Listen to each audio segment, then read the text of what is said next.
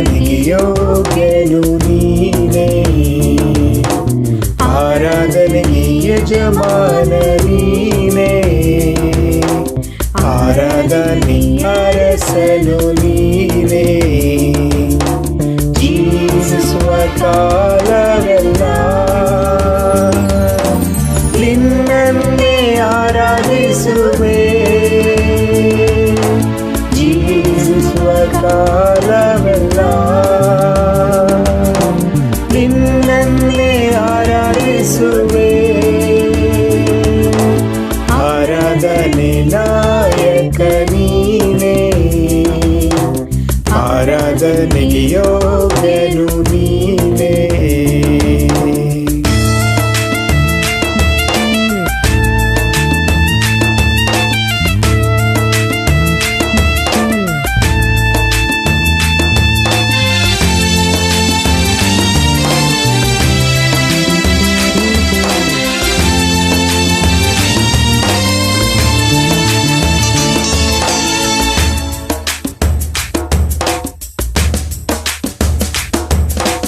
ಪರಿಶುದ್ಧ ದೇವರು ನೀನೇ, ಪರಿಶುದ್ಧ ಆರಾಧನೆ, ಪರಲೋಕದ ತಂದೆ ನೀನೇ, ಮಹಿಮೆಯ ಆರಾಧನೆ. ಮೊಣಕಾಲೂರಿ ಕೈಗಳನ್ನೆತ್ತಿ ನಿನ್ನನ್ನೇ ಆರಾಧಿಸುವೆ, ಮೊಣಕಾಲೂರಿ ಕೈಗಳನ್ನೆತ್ತಿ ನಿನ್ನನ್ನೇ ಆರಾಧಿಸುವೆ. ಆರಾಧನೆಗೆ ನಾಯಕ ನೀನೇ, ಆರಾಧನೆಗೆ ಯೋಗ್ಯನು ನೀನೇ.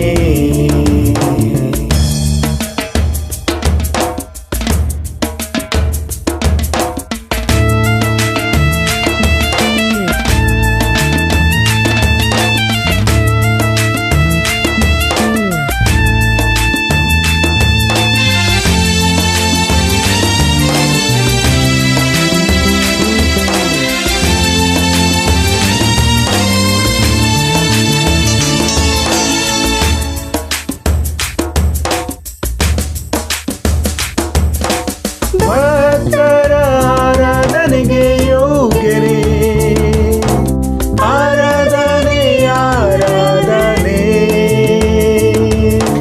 ದೂತರು ಆರಾಧಿಸುವ ಕರ್ತನೇ, ಆರಾಧನೆ ಆರಾಧನೆ. ಧ್ವಜಪ್ರಾಯನೇ ನೀನು ನನ್ನ ಇನಿಯನೇ, ನಿನ್ನನ್ನೇ ಆರಾಧಿಸುವೆ. ಧ್ವಜಪ್ರಾಯನೇ ನೀನು ನನ್ನ ಇನಿಯನೇ, ನಿನ್ನನ್ನೇ ಆರಾಧಿಸುವೆ. ಆರಾಧನೆ ನಾಯಕ ನೀನೇ, ಆರಾಧನೆಗೆ ಯೋಗ್ಯನು ನೀನೇ, ಆರಾಧನೆಗೆ ಯಜಮಾನ ನೀನೇ, ಆರಾಧನೆ ಅರಸನು ನೀನೇ.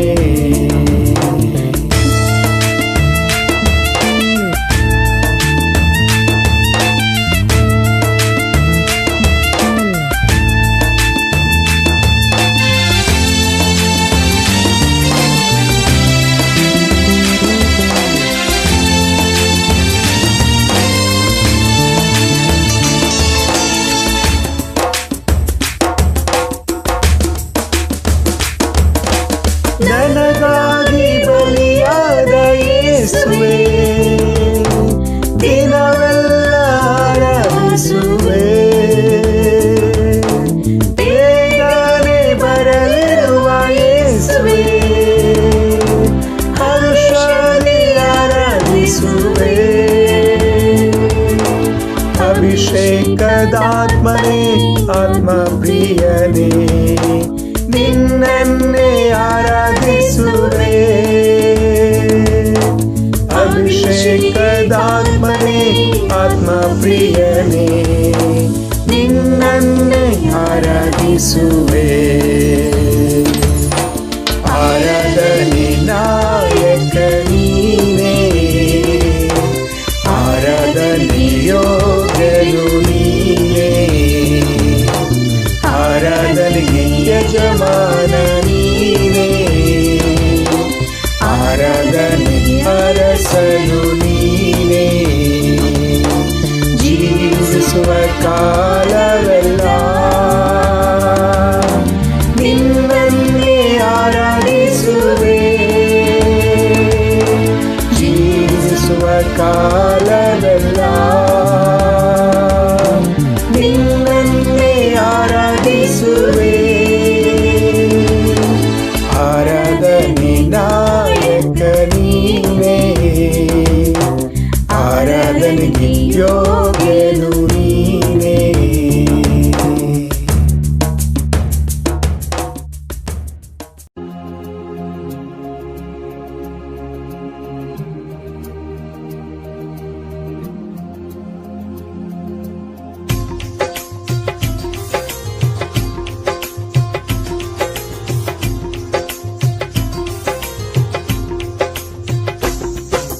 ಪ್ರೀತಿಸುವೆ ಇನ್ನು ಹೆಚ್ಚಾಗಿ, ಆರಾಧಿಸುವೆ ಇನ್ನು ದಾಹಿ. ಪ್ರೀತಿಸುವೆ ಇನ್ನು ಹೆಚ್ಚಾಗಿ, ಆರಾಧಿಸುವೆ ಇನ್ನು ದಾಹಿ. ಪೂರ್ಣ ಮನಸ್ಸಿಂದ ಆರಾಧಿಸುವೆ, ಪೂರ್ಣ ಬಲದಿಂದ ಪ್ರೀತಿಸುವೆ. ಆರಾಧನೆ ಆರಾಧನೆ ಆರಾಧನೆ ಆರಾಧನೆ ಆರಾಧನೆ ಆರಾಧನೆ ಆರಾಧನೆ ಆರಾಧನೆ.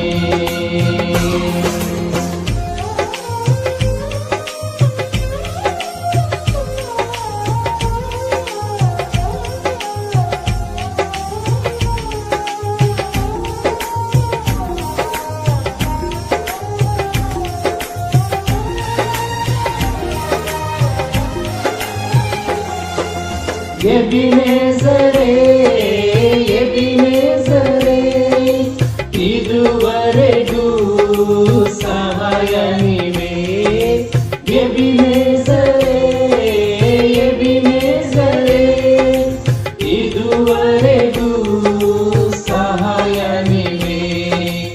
ಇದುವರೆಗೂ ಸಹಾಯ ನೀವೇ. ನನ್ನ ಪೂರ್ಣ ಮನಸ್ಸಿಂದ ಆರಾಧಿಸುವೆ, ಪೂರ್ಣ ಬಲದಿಂದ ಪ್ರೀತಿಸುವೆ. ಆರಾಧನೆ ಆರಾಧನೆ ಆರಾಧನೆ ಆರಾಧನೆ.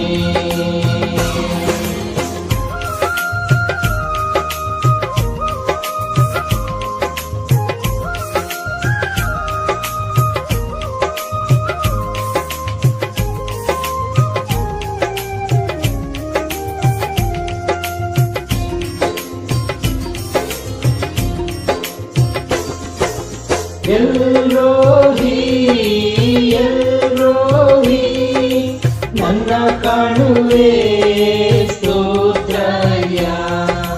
ಎಲ್ರೋಹಿ ಎಲ್ರೋಹಿ, ನನ್ನ ಕಾಣುವೆ ಸ್ತೋತ್ರಯ. ನನ್ನ ಕಾಣುವೆ ಸ್ತೋತ್ರಯ. ನನ್ನ ಪೂರ್ಣ ಮನಸ್ಸಿಂದ ಆರಾಧಿಸುವೆ, ಪೂರ್ಣ ಬಲದಿಂದ ಪ್ರೀತಿಸುವೆ. ಆರಾಧನೆ ಆರಾಧನೆ ಆರಾಧನೆ ಆರಾಧನೆ.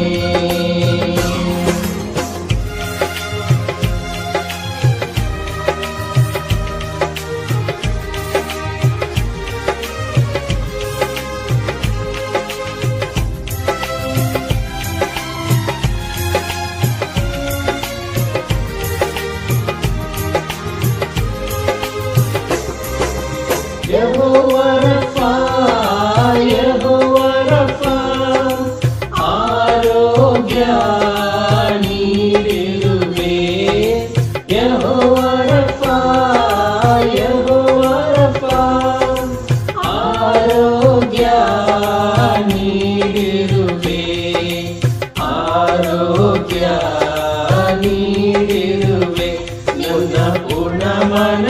ಮನಸ್ಸಿಂದ ಆರಾಧಿಸುವೆ, ಪೂರ್ಣ ಬಲದಿಂದ ಪ್ರೀತಿಸುವೆ. ಆರಾಧನೆ ಆರಾಧನೆ ಆರಾಧನೆ ಆರಾಧನೆ, ಪ್ರೀತಿಸುವೆ ನಿನ್ನು ಹೆಚ್ಚಾಗಿ, ಆರಾಧಿಸುವೆ ಇನ್ನು ದಾಹದಿ. ಪ್ರೀತಿಸುವೆ ನಿನ್ನು ಹೆಚ್ಚಾಗಿ, ಆರಾಧಿಸುವೆ ಇನ್ನು ದಾಹದಿ. ಪೂರ್ಣ ಮನಸ್ಸಿಂದ ಆರಾಧಿಸುವೆ, ಪೂರ್ಣ ಬಲದಿಂದ ಪ್ರೀತಿಸುವೆ. ಪೂರ್ಣ ಮನಸ್ಸಿಂದ ಆರಾಧಿಸುವೆ, ಪೂರ್ಣ ಬಲದಿಂದ ಪ್ರೀತಿಸುವೆ. ಆರಾಧನೆ ಆರಾಧನೆ ಆರಾಧನೆ ಆರಾಧನೆ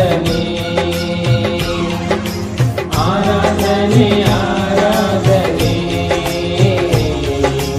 ಆರಾಧನೆ ಆರಾಧನೆ.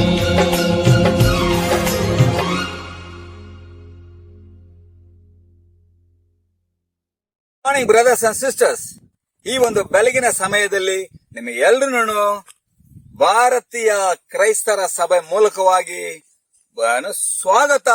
ಸುಸ್ವಾಗತವನ್ನು ಹೇಳುತ್ತೇನೆ. ಈ ಒಂದು ಸಮಯದಲ್ಲಿ ನಾವು ಎಲ್ಲರೂ ಕೂಡಿ ಆಕಾಶ ಭೂಮಿಯನ್ನ ಸೃಷ್ಟಿ ಮಾಡಿದಂತ ದೇವರನ್ನ ಆರಾಧನೆ ಮಾಡಕ್ಕೆ ನಾವು ಬಂದಿದ್ದೇವೆ. ಈ ಒಂದು ಸಮಯದಲ್ಲಿ ದೇವರ ವಾಕ್ಯವನ್ನ ರೀಟಾ ಓದ್ತಾರೆ, ನಾವು ನೋಡೋಣ. ಫಿಲಿಪಿಯರು ಅಧ್ಯಾಯ 4 ವಚನ 4-6 ಓದೋಣ. ಯಾವಾಗಲೂ ಕರ್ತನಲ್ಲಿ ಸಂತೋಷಿಸಿರಿ, ಸಂತೋಷ ಪಡಿರಿ ಎಂದು ತಿರುಗಿ ಹೇಳುತ್ತೇನೆ. ನಿಮ್ಮ ಸ್ಮರಣೆಯು ಎಲ್ಲಾ ಮನುಷ್ಯರಿಗೆ ಗೊತ್ತಾಗಲಿ, ಕರ್ತನು ಹತ್ತಿರವಾಗಿದ್ದಾನೆ.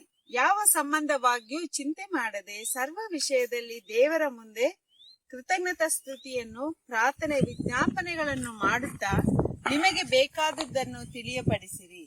Amen. Amen. Brothers and sisters, ಇಲ್ಲಿ ವಾಕ್ಯ ನಮಗೆ ತೋರಿಸ್ಕೊಡ್ತಾ ಇದೆ, ಯಾವಾಗ್ಲೂ ನಾವು ಕರ್ತನಲ್ಲಿ ಸಂತೋಷವಾಗಿರ್ಬೇಕಂತೇಳಿ ವಾಕ್ಯಗಳು ಹೇಳೋದು ನೋಡ್ತಾ ಇದ್ವಿ. ಸೊ ನಿಮ್ಮ ಕಷ್ಟ, ಚಿಂತ, ಭಾರ ಎಲ್ಲವನ್ನು ಬಿಟ್ಟು ಯಾವಾಗಲೂ ಕರ್ತನಲ್ಲಿ ನೀವು ಸಂತೋಷವಾಗಿರಬೇಕು ಅಂತ ಹೇಳಿ ಪೌಲ್ ಇಲ್ಲಿ ನಮಗೆ ಹೇಳಿಕೊಡುವಂತ ವಾಕ್ಯಗಳನ್ನ ನಾವು ಕಲ್ತಿದ್ದೇವೆ. ಹೌದು ಬ್ರದರ್ಸ್ ಅಂಡ್ ಸಿಸ್ಟರ್ಸ್, ನಮಗೆ ಹಲವಾರು ತೊಂದರೆಗಳಿದೆ, ಹಲವಾರು ಕಷ್ಟಗಳು ಇರಬಹುದು, ಸಂಶಯಗಳು ಇರಬಹುದು. ಆದ್ರೇನು ನಮ್ಮ ದೇವರು ದೊಡ್ಡ ದೇವರಾಗಿದ್ದಾರೆ ಅಂತ ನಮ್ಗೆ ಎಲ್ರಿಗೂ ಗೊತ್ತಿದೆ. ಆ ಒಂದು ದೇವರ ನಾವು ಆರಾಧನೆ ಮಾಡುವಾಗ ನಮ್ಮಲ್ಲಿ ಇರುವಂತ ಕಷ್ಟ, ನೋವು ಎಲ್ಲ ಅವ್ರ ಕೈಯಲ್ಲಿ ಕೊಟ್ಟು ನಾವು ನಮ್ಮ ಜೀವನವೆಲ್ಲ ಅವ್ರಿಗೆ ನಾವು ಅರ್ಪಿಸಬೇಕಂತ ಈ ಒಂದು ಸಮಯದಲ್ಲಿ ನಮ್ಮ ಎಲ್ರಿಗೂ ನಾನು ಬೇಡ್ಕೊಂತ ಇದ್ದೀನಿ. ಆಮೆನ್ ಬ್ರದರ್ಸ್ ಅಂಡ್ ಸಿಸ್ಟರ್ಸ್, ಇವಾಗ ಪ್ರಾರ್ಥನೆ ಮೂಲಕವಾಗಿ ಈ ಆರಾಧನೆಯನ್ನ ದೇವರ ಕೈಲಿ ನಾವು ಒಪ್ಸೋಣ. ಪ್ರೀತಿಯ ದೇವರೇ, ನಿಜವಾಗ್ಲೂ ನಿಮಗೆ ಥ್ಯಾಂಕ್ಸ್ ಹೇಳ್ತೀವಿ. ಒಳ್ಳೆ ಒಂದು ಜೀವನವನ್ನ ನಮ್ಗೆ ಕೊಟ್ಟಿದ್ದೀರಾ. ಎಷ್ಟೋ ತೊಂದರೆಯಲ್ಲಿ ನಾವು ಇದ್ದಂತ ಜನ, ಎಷ್ಟೋ ಪಾಪದಲ್ಲಿ ಇದ್ದಂತ ಜನ, ಎಷ್ಟೋ ಲೋಕದ ವಿಷಯದಲ್ಲಿ ಇದ್ದಂತ ಜನ ನಾವು.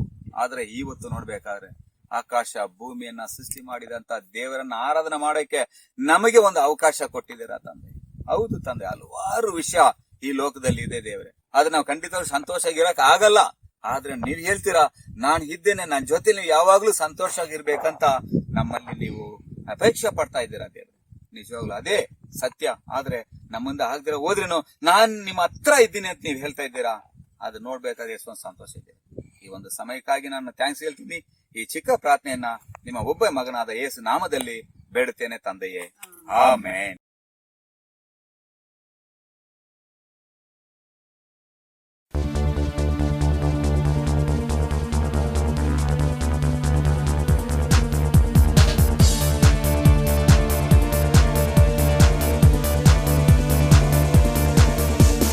ಮಹಿಮೆ ಅರಸನೆ ನಿನ್ನ ಆತ್ಮದಿ ಆರಾಧಿಸುವೆ, ಪರಲೋಕ ರಾಜನೆ ನಿನ್ನ ನಿತ್ಯವೂ ಆರಾಧಿಸುವೆ.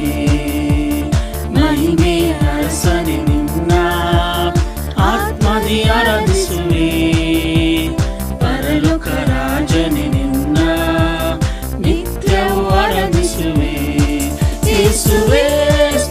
ಆರಾಧಿಸುವೆನು, ರಾಜನೇ ಆರಾಧಿಸುವೆನು. ಯೇಸುವೇ ನಿನ್ನ ಸ್ತುತಿಸುವೆನು, ರಾಜನೇ ನಿನ್ನ ಆರಾಧಿಸುವೆನು. ಮಹಿಮೆ ಅರಸನೆ ನಿನ್ನ ಆತ್ಮದಿ ಆರಾಧಿಸುವೆ, ಪರಲೋಕ ರಾಜನೆ ನಿನ್ನ ನಿತ್ಯವೂ ಆರಾಧಿಸುವೆ.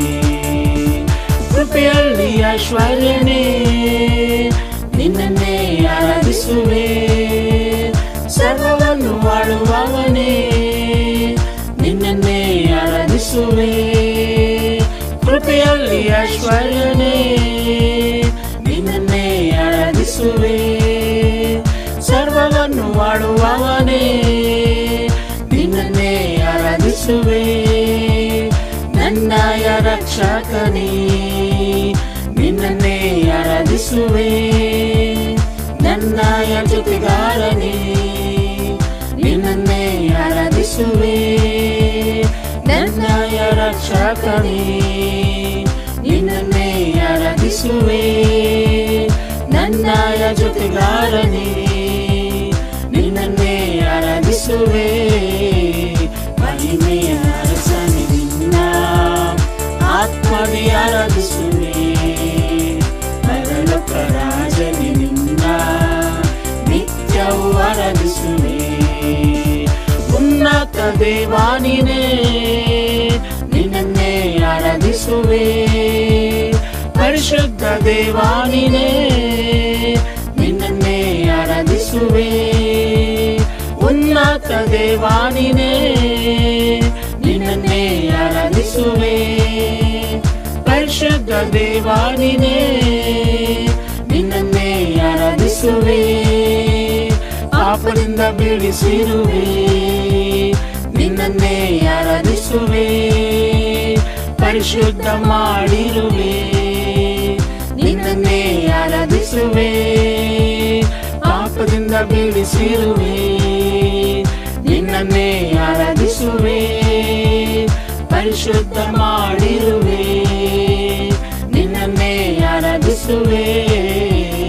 ಮಹಿಮೆಯ ಅರಸನೆ ನಿನ್ನ ಆತ್ಮದಿ ಆರಾಧಿಸುವೆ, ಪರಲೋಕ ರಾಜನೆ ನಿನ್ನ ನಿತ್ಯವೂ ಆರಾಧಿಸುವೆ.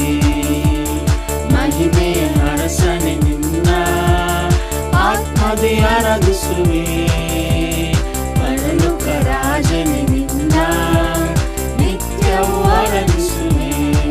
ಯೇಸುವೇ ಸ್ತುತಿಸುವೆನು, ರಾಜನೇ ಆರಾಧಿಸುವೆನು. ಯೇಸುವೇ ನಿನ್ನ ಸ್ತುತಿಸುವೆನು, ರಾಜನೇ ನಿನ್ನ ಆರಾಧಿಸುವೆನು. ಮಹಿಮೆಯ ಅರಸನೆ ನಿನ್ನ ಆತ್ಮದಿ ಆರಾಧಿಸುವೆ, ಪರಲೋಕ ರಾಜನೆ ನಿನ್ನ ನಿತ್ಯವೂ ಆರಾಧಿಸುವೆ.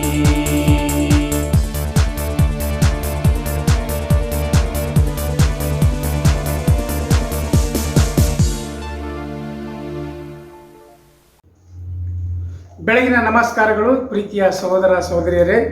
ವಿಶೇಷವಾಗಿ ಈ ಒಂದು ಸುಂದರವಾದಂಥ ಸಮಯದಲ್ಲಿ ನಾವೆಲ್ಲರೂ ಒಟ್ಟಾಗಿ ಸೇರಿ ಈ ಆನ್ಲೈನ್ ಮೂಲಕವಾಗಿ ದೇವರನ್ನು ಆರಾಧನೆ ಮಾಡುವಂಥದ್ದು ಬಹಳ ಸಂತೋಷ.